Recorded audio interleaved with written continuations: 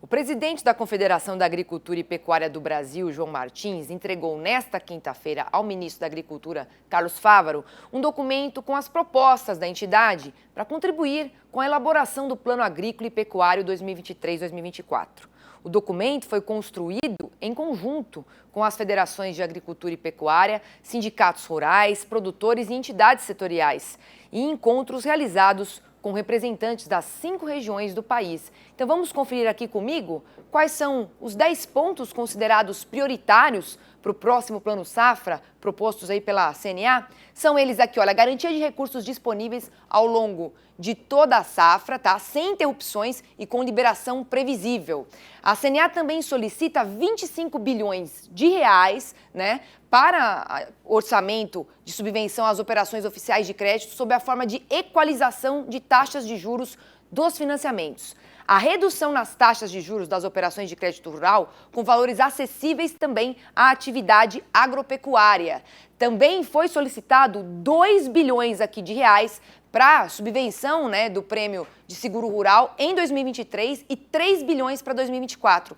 Além disso, a CNA pede o aumento do limite de renda bruta agropecuária para maior inclusão no PRONAF e também no PRONAMP, entre outros.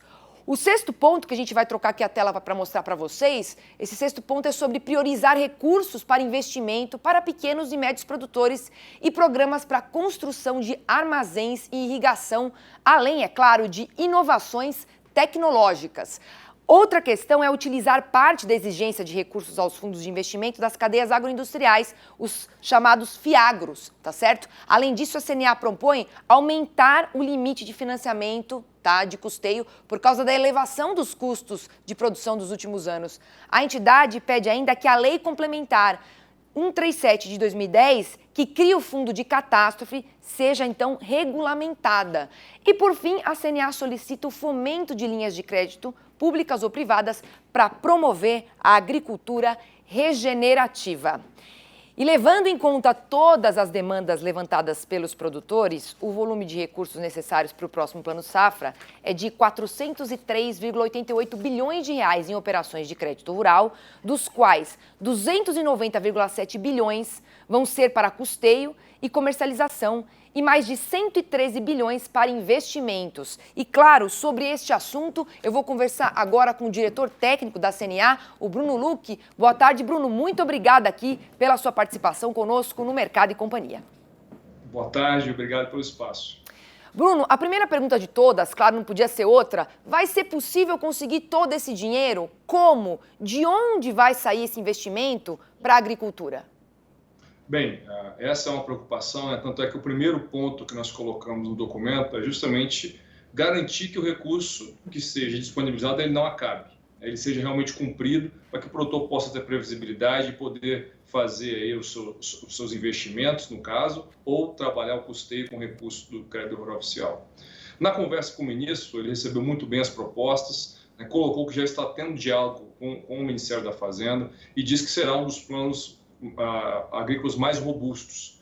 Então, ele não pode falar, né, de onde vai vir o dinheiro, como vai vir o dinheiro, mas diz que as negociações estão andando bem e que nós teremos uma surpresa muito positiva no anúncio do plano no que se refere ao volume de recursos. Excelente. E a elevação, né, dos custos, a gente comentou aqui, de produção, ela fez com que os limites atuais de crédito não atendessem aos produtores rurais. Mas agora, neste ano, a gente tem uma situação um pouco mais equilibrada, né, com baixa nos preços dos insumos, sementes, fertilizantes. Você acha que isso pode facilitar na obtenção de um crédito mais tangível?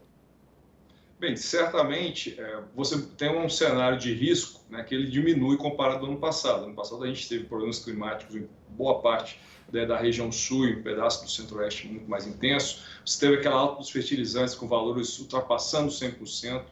Então, esse cenário para hoje, ele não se desenha dessa forma, né? Tivemos problemas de climático no sul, pontualmente, no Rio Grande do Sul, e os insumos, de certa forma, fertilizante caiu, mas não caiu ainda valores anterior à guerra ou à pandemia, eles continuam elevados, né? Qual que é a diferença? Nós estamos tendo aí uma queda na receita dos produtos.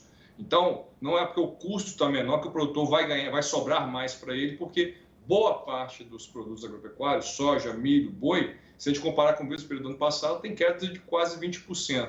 Então, tem uma tendência da margem ser menor se a gente não tiver um crédito mais em conta, né? Nós não podemos estar buscando no mercado hoje com taxas aí que ultrapassam 20%. Então, daí a importância que nós colocamos os 403 bi, mas muito mais o valor para a equalização, que seria de 25 bilhões, que a gente acredita que aí sim a gente conseguiria ter taxas mais acessíveis para boa parte dos produtores. Tá certo. E outra vez, né, priorizar os recursos para os pequenos e médios produtores é uma das prioridades.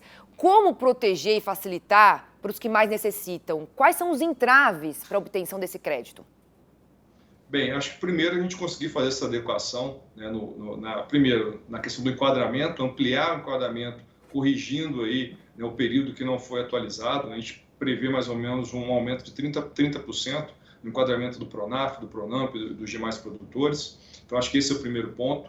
Né, trabalhar com taxas adequadas e, principalmente, aí acho que é o ponto que responde diretamente a sua pergunta, é fazer com que essa política pública chegue ao produtor, né, que ela não se perca no meio do caminho. O que é isso? É que essa taxa que foi anunciada, seja ela de 5, 7, 8 ou 10, não vire 18 ou não vire 20 no final. Né? Se há um recurso do crédito oficial para reduzir a taxa de juros, então nós temos que reduzir aí os custos com cartório, reduzir taxas desnecessárias que o produtor tem que pagar no banco, evitar a todo custo a venda casada.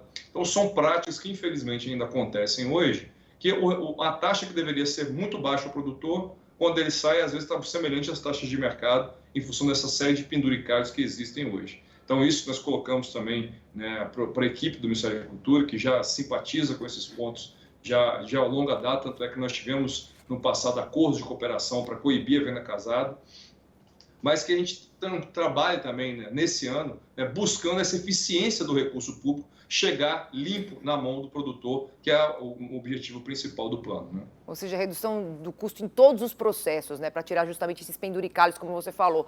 Agora, um outro fator, né, a gente fala aqui sempre também, chuva, luminosidade, ou seja, o clima no geral, ele é o único insumo que o produtor não pode comprar, né? E sofre o risco de ter aí toda a sua produção perdida num caso de uma estiagem muito severa, né? Por conta de uma intempérie climática e também, às vezes, um excesso de chuva. Um dos pontos, né, é regulamentar a lei complementar, né, 137, né, de 2010, que criou esse fundo de catástrofe.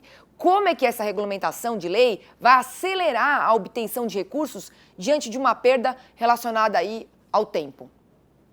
Bem, acho que você resumiu bem o risco que o produtor tem e como a gente pode mitigar esse risco através do seguro rural. Então, o seguro rural tem sido uma bandeira defendida pela CNA já de longa data.